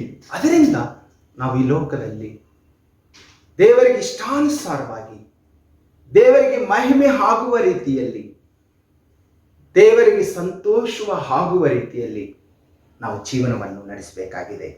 ಮತ್ತು 2ನೇ ವಿಷಯ ಏನಂದ್ರೆ, ದೇವರಿಗೆ ನಿವಾಸ ಸ್ಥಾನವಾಗುವುದಕ್ಕೆ ಕಟ್ಟಲ್ಪಡುತ್ತಾ ಇದ್ದೀವಿ. ಏನಾಗ್ತಾ ಇದೀವಿ? ದೇವರಿಗೆ ನಿವಾಸ ಸ್ಥಾನವಾಗುವುದಕ್ಕೆ ಕಟ್ಟಲ್ಪಡುತ್ತಾ ಇದ್ದೀವಿ. ಆ ಕಟ್ಟಲ್ಪಡುವುದರಲ್ಲಿ ಮೂಲೆಗಲ್ಲು ಯೇಸು ಪ್ರಭುವರಾಗಿದ್ದಾರೆ. ನಿವಾಸ ಸ್ಥಾನ ಅಂದ್ರೆ ನಮ್ಮ ಹೃದಯಗಳಲ್ಲಿ ದೇವರು ನಿವಾಸ ಸ್ಥಾನವಾಗಿದ್ದಾರೆ. ನಾವೆಲ್ಲರೂ ಕೂಡ ದೇವರಿಗೆ ಇಷ್ಟಾನುಸಾರವಾಗಿ ನಾವು ಜೀವನ ಮಾಡಿದರೆ ನಮ್ಮನ್ನು ಒಂದು ನಿವಾಸ ಸ್ಥಾನವಾಗಿ ಇಡ್ತಾರೆ ಯೇಸು ಪ್ರಭು ಅವರು. ಅದರಿಂದ ನಾವು ಯಾವಾಗಲೂ ಕೂಡ ನಮ್ಮ ಜೀವನದಲ್ಲಿ ದೇವರನ್ನು ಯಾವಾಗ ನಾವು ಜ್ಞಾಪಕ ಮಾಡಿಕೊಳ್ತೀವಿ ಅಂದ್ರೆ, ಭಿನ್ನಾಭಿಪ್ರಾಯಗಳಿರುವಂಥದ್ದು ನಾವು ತೆಗೆದು ಹಾಕಿದರೆ, ಅವುಗಳನ್ನು ತೆಗೆದು ಬಿಸಾಕಿದರೆ, ನಾವೊಂದು ಕ್ರೈಸ್ತನಾಗಿ, ಒಂದು ಒಳ್ಳೆ ಕ್ರೈಸ್ತನಾಗಿ ಜೀವನ ಮಾಡೋದಕ್ಕೆ ಸಹಾಯವಾಗುತ್ತದೆ. ಬ್ರದರ್ಸ್ ಅಂಡ್ ಸಿಸ್ಟರ್ಸ್, ಈ ಬೆಳಗ್ಗಿನ ವೇಳೆಯಲ್ಲಿ ದೇವರು ಹೇಳಿರುವಂಥ ಈ ವಾಕ್ಯಗಳನ್ನು ನಮ್ಮ ಮನಸ್ಸಿನಲ್ಲಿಟ್ಟುಕೊಂಡು ಮತ್ತೊಂದು ಸರಿ ಅವುಗಳನ್ನು ಓದಿ ನಮ್ಮ ಜೀವನದಲ್ಲಿ ಅವುಗಳನ್ನು ಅಳವಡಿಸಿಕೊಳ್ಳೋಣ. ಈ ಸಮಯದಲ್ಲಿ ನಾವು ಕರ್ತನ ಭೋಜನದಲ್ಲಿ ಪಾಲ್ಗೊಳ್ಳುವಂಥ ಸಮಯವಾಗಿದೆ. ದಯವಿಟ್ಟು ನಮ್ಮನ್ನು ನಾವು ಪರೀಕ್ಷಿಸಿಕೊಂಡು ಯೇಸು ಪ್ರಭು ಶರೀರಕ್ಕೆ ಸಾದೃಶ್ಯವಾಗಿರುವಂತಹ ಆ ರೊಟ್ಟಿಯನ್ನು, ಆತನ ರಕ್ತಕ್ಕೆ ಸಾದೃಶ್ಯವಾಗಿರುವಂತಹ ದ್ರಾಕ್ಷಾರಸವನ್ನು ತಗೋಬೇಕಾದ್ರೆ ನಮ್ಮನ್ನು ನಾವು ಪರೀಕ್ಷಿಸಿಕೊಂಡು ನಾವು ಅದರಲ್ಲಿ ಪಾಲುಗಾರರಾಗೋಣ. ರೊಟ್ಟೆಗೋಸ್ಕರ ಪ್ರಾರ್ಥಿಸೋಣ. ನಮ್ಮನ್ನು ಬಹಳವಾಗಿ ಪ್ರೀತಿ ಮಾಡಿದಂಥ ಪರಲೋಕದಲ್ಲಿರುವಂಥ ತಂದೆಯಾದ ದೇವರೇ, ನಿಮಗೆ ಸ್ತೋತ್ರಗಳು, ವಂದನೆಗಳು ಸ್ವಾಮಿ. ದೇವರೇ, ನಿಜವಾಗ್ಲೂ ಈ ಒಂದು ವಾಕ್ಯಗಳನ್ನು ಓದುವಾಗ ಎಷ್ಟೊಂದು ಅರ್ಥವಾದ ವಿಷಯಗಳಿದೆ. ಅಯೋಗ್ಯರು, ಅಭಾಗ್ಯರು, ಯಾವುದಕ್ಕೆ ಪ್ರಯೋಜನವಿಲ್ಲದವರಾಗಿರುವಂಥ ನಮ್ಮ ಜೀವನದಲ್ಲಿ ನಮಗೆ ಕೂಡ ಇಸ್ರಾಯೇಲರಿಗೆ ಸಮಾನವಾಗುವಂತೆ ಮತ್ತು ದೇವರೇ ನಿಮ್ಮ ಹತ್ರ ಬರೋದಕ್ಕೆ ನೀವು ಸಹಾಯ ಮಾಡಿದರೆ ಅದಕ್ಕಾಗಿ ಸ್ತೋತ್ರಗಳು, ವಂದನೆಗಳು ಏಸಯ್ಯ. ಇದೆಲ್ಲ ಕೂಡ ನೀವು ಮಾಡಿರುವಂಥ ತ್ಯಾಗದಿಂದನೇ ಆಗಿದೆ ಏಸಯ್ಯ. ಅದಕ್ಕಾಗಿ ನಿಮಗೆ ಕೃತಜ್ಞತಾ ಸ್ತುತಿ ಸ್ತೋತ್ರಗಳನ್ನು ಸಲ್ಲಿಸ್ತೀನಿ ಸ್ವಾಮಿ. ಏಸಯ್ಯ, ನಿಮ್ಮ ಶರೀರದಲ್ಲಿ ನಾವು ಪಾಲುಗಾರರಾಗುವಾಗ ದೇವರೇ, ನಾವೆಲ್ಲರೂ ಕೂಡ ಅಯೋಗ್ಯರು. ದಯವಿಟ್ಟು ನಿಮ್ಮ ಒಂದು ಕೃಪೆಯಿಂದ ಅದರಲ್ಲಿ ಪಾಲುಗಾರರಾಗೋದಕ್ಕೆ ಸಹಾಯವನ್ನು ನೀಡಿ ಯೇಸು ನಾಮದಲ್ಲಿ ಪ್ರಾರ್ಥಿಸ್ತೀವಿ ತಂದೆಯೇ, ಆಮೇನ್. ದ್ರಾಕ್ಷಾರಸಕ್ಕೋಸ್ಕರ ನಾವು ಪ್ರಾರ್ಥಿಸೋಣ. ಪ್ರೀತಿಯ ತಂದೆಯೇ, ನಿಮಗೆ ಸ್ತೋತ್ರಗಳು, ವಂದನೆಗಳು ಸ್ವಾಮಿ. ಯೇಸಯ್ಯ, ನಿಮ್ಮ ರಕ್ತಕ್ಕೆ ಸಾದೃಶ್ಯವಾಗಿರುವಂಥ ಈ ದ್ರಾಕ್ಷಾರಸವನ್ನು ನಾವು ಕುಡಿಯುವಾಗ ದೇವರೇ, ನಮ್ಮಲ್ಲಿ ಯಾವುದೇ ರೀತಿ ಯೋಗ್ಯತೆ ಇಲ್ಲ. ದಯವಿಟ್ಟು ನೀವು ನಮಗೆ ಆ ಯೋಗ್ಯತೆಯನ್ನು ಕೊಟ್ಟು ಅದರಲ್ಲಿ ಪಾಲುಗಾರರಾಗೋದಕ್ಕೆ ನೀವು ಸಹಾಯವನ್ನು ನೀಡಿ ಘನತಾ, ಮಹಿಮಾ, ಪ್ರಭಾವಗಳನ್ನು ಸಲ್ಲಿಸ್ತಾ ಇದೆ ಸ್ವಾಮಿ. ದೇವರೇ, ನಾವು ನಿಮಗೋಸ್ಕರ ಜೀವಿಸೋದಕ್ಕೆ ಕನಿಕರವನ್ನು ತೋರಿಸು. ಯೇಸು ನಾಮದಲ್ಲಿ ಪ್ರಾರ್ಥಿಸ್ತೀವಿ ತಂದೆಯೇ, ಆಮೆನ್. ದೇವರ ಈ ವಾಕ್ಯವನ್ನು ಆಶೀರ್ವಾದ ಮಾಡಲಿ. ಧನ್ಯವಾದಗಳು.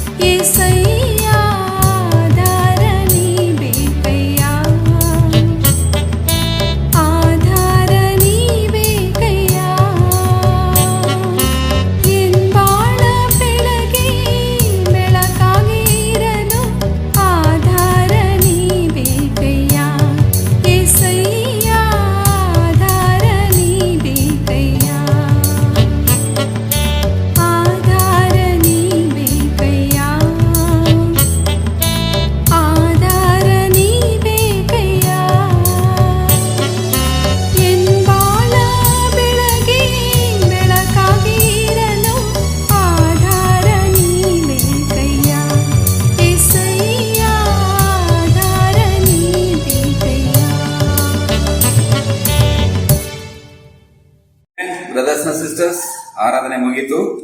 ಕೆಲವು ಅನೌನ್ಸ್ಮೆಂಟ್ ಇದೆ. ಬರುವ ಭಾನುವಾರ ನಮ್ಮೆಲ್ಲರಿಗೂ ಯೂಟ್ಯೂಬ್ ಅಲ್ಲಿ ಆರಾಧನೆ ನಡೆಯುತ್ತದೆ ಬೆಳಗ್ಗೆ 9:30ಕ್ಕೆ. ಎರಡನೇದು, ಯಾರೆಲ್ಲ ತಿಂಗಳ ಕಾಣಿಕೆ ಕೊಡಬೇಕಾಗಿದೆಯೋ ಅವರೆಲ್ಲರೂ ಕಾಣಿಕೆ ಕೊಡಬೇಕಂತ ವಿನಂತಿ. ಇದು ಆನ್ಲೈನ್ ಅಲ್ಲಿ ಕಟ್ಟಬಹುದು. ಯಾರಿಗೆಲ್ಲ ಆನ್ಲೈನ್ ಅಲ್ಲಿ ಪೇ ಮಾಡಕ್ ಗೊತ್ತಾಗಿಲ್ವೋ ನಿಮ್ಮ ಫ್ಯಾಮಿಲಿ ಗ್ರೂಪ್ ಲೀಡರ್ಸ್ ಹತ್ರ ನೀವು ಕೇಳ್ಕೋಬಹುದು.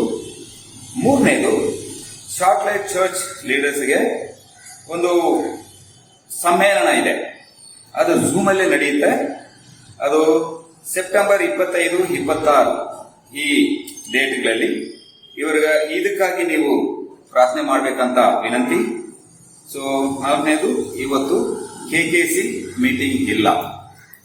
ಆಮೆನ್ ಬ್ರದರ್ಸ್ ಅಂಡ್ ಸಿಸ್ಟರ್ಸ್, ಇವಾಗ ನಾವು ಪ್ರಾರ್ಥನೆ ಮಾಡೋಣ. ಪ್ರೀತಿಯ ದೇವರೇ, ನಮಗೆ ಸ್ತೋತ್ರವಾಗಲಿ. ಈ ಒಂದು ಬೆಳಗಿನ ಸಮಯದಲ್ಲಿ ಬ್ರದರ್ ಮೂಲಕವಾಗಿ ನಮಗೆ ಕೊಟ್ಟಂತ ಒಂದೊಂದು ವಾಕ್ಯಕ್ಕಾಗಿ ನಾನು ಥ್ಯಾಂಕ್ಸ್ ಹೇಳ್ತೀನಿ. ನಮ್ಮ ಜೀವನಕ್ಕೆ ಏನ್ ಬೇಕಾಗಿದೆಯೋ ನಿಮ್ಗೆ ಗೊತ್ತಿದೆ ತಂದೆಯೇ. ಅದರ ಮೂಲಕವಾಗಿ ನಮ್ಮನ್ನ ನೀವು ನಡೆಸ್ತಾ ಇದ್ದೀರಾ. ಅದು ಮಾತ್ರ ಅಲ್ಲ, ಇಡೀ ಆರಾಧನೆಯಲ್ಲಿ ನಮ್ಮ ಜೊತೆಯಲ್ಲಿ ನಿಮ್ಮ ಪ್ರಸನ್ನತೆ ಇದ್ದು ನಮ್ಮನ್ನ ನಡೆಸಿದ್ದಕ್ಕಾಗಿ ನಾನು ಥ್ಯಾಂಕ್ಸ್ ಹೇಳ್ತೀನಿ ಸ್ವಾಮಿ.